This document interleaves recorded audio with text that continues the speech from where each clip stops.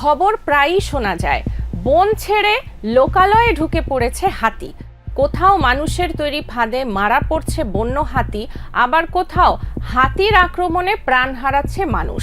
প্রশ্ন হলো, মানুষ হাতির এই প্রাণঘাতী দ্বন্দ্বে দোষ আসলে কার?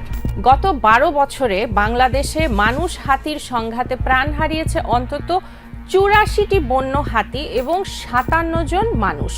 অর্থাৎ এই লড়াইয়ে হারছে দুই পক্ষই। অথচ মানুষ আর হাতি কেউই জন্মগতভাবে একে অপরের শত্রু নয়। বাংলাদেশের বিপন্ন এশিয়ান হাতিগুলো এখন বন ছেড়ে খাবার ও পানির খোঁজে লোকালয়ে চলে আসছে, কারণ তাদের বন আর আগের মতো নেই। বন উজাড়, পাহাড় কাটা, ভূমি দখল, শহর সম্প্রসারণ এবং জলবায়ু পরিবর্তনের কারণে হাতিদের প্রাকৃতিক আবাসস্থল দ্রুত সংকুচিত হয়ে গেছে।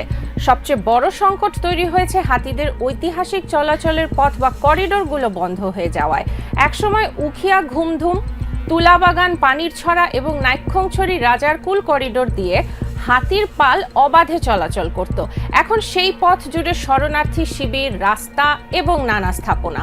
ফলে পথ হারানো হাতিরা বাধ্য হয়ে গ্রাম, স্কুল আর ফসলের মাঠের মধ্য দিয়েই চলাচল করছে। দক্ষিণ কক্সবাজারে 2017 সালের পর বিপুল সংখ্যক রোহিঙ্গা শরণার্থীর আগমনের ফলে বনভূমির উপর চাপ আরও বেড়েছে। বন পরিষ্কার করে ক্যাম্প ও অবকাঠামো নির্মাণের কারণে হাতির অন্তত 3টি ঐতিহাসিক করিডোর কার্যত বন্ধ হয়ে গেছে। বর্তমানে উখিয়া ও টেকনাফের খণ্ডিত বনাঞ্চলে মাত্র 40 থেকে 54টি বন্য হাতি কোনো মতে টিকে আছে। অন্যদিকে উত্তরের গারো পাহাড়েও পরিস্থিতি ভয়াবহ। নির্বিচারে গাছ কাটায় বন্য কলা গাছ, বাঁশ, আমলকি, হরিতকি, বহেরার মতো প্রাকৃতিক খাদ্য প্রায় বিলুপ্ত। ফলে ক্ষুধার্ত হাতির দল নেমে এসেছে কৃষকের ক্ষেতের মধ্যে। আতঙ্কিত মানুষ তখন বিদ্যুতের ফাঁদ, বিষ মেশানো খাবার কিংবা আগুনের মশাল দিয়ে হাতি তাড়ানোর চেষ্টা করছেন। আর সেখান থেকেই শুরু হয়েছে মৃত্যুর মিছিল। পরিসংখ্যান বলছে 2014 থেকে 2026 সালের মধ্যে শেরপুর, ময়মনসিংহ, নেত্রকোনা ও জামালপুরের সংঘাতে 49 জন মানুষ এবং 35টি হাতি প্রাণ হারিয়েছে। শুধু শেরপুরেই মারা গেছে 30 জন মানুষ, 30টি হাতি। বিশেষজ্ঞরা বলছেন, সমস্যার আরেকটি বড় কারণ হচ্ছে জলবায়ু পরিবর্তন। অনিয়মিত বৃষ্টিপাতের কারণে পাহাড়ি ঝর্ণা শুকিয়ে যাচ্ছে, বনাঞ্চলে নতুন গাছপালা জন্মাচ্ছে না। অথচ একটি পূর্ণবয়স্ক হাতির প্রতিদিন প্রয়োজন প্রায় 270 কেজি খাবার এবং 300 লিটার পানি। বন সেই চাহিদা পূরণ করতে পারছে না বলেই হাতিরা লোকালয়ে ঢুকে পড়েছে। তাহলে সমাধান কি?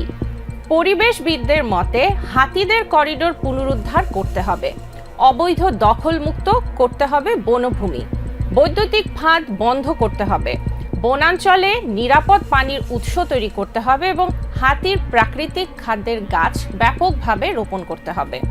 পাশাপাশি ক্ষতিগ্রস্ত কৃষকদেরও বাস্তবসম্মত আর্থিক সহায়তা দিতে হবে।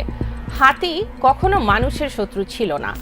আমরাই ধীরে ধীরে তাদের ঘর ছোট করেছি, খাবার কেড়ে নিয়েছি, চলার পথ বন্ধ করেছি।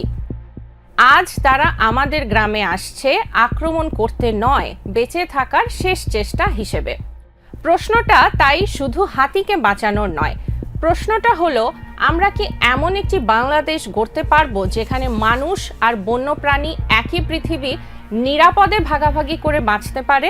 নাকি একদিন আমাদের ভবিষ্যৎ প্রজন্ম হাতিকে দেখবে শুধুই বইয়ের পাতায়?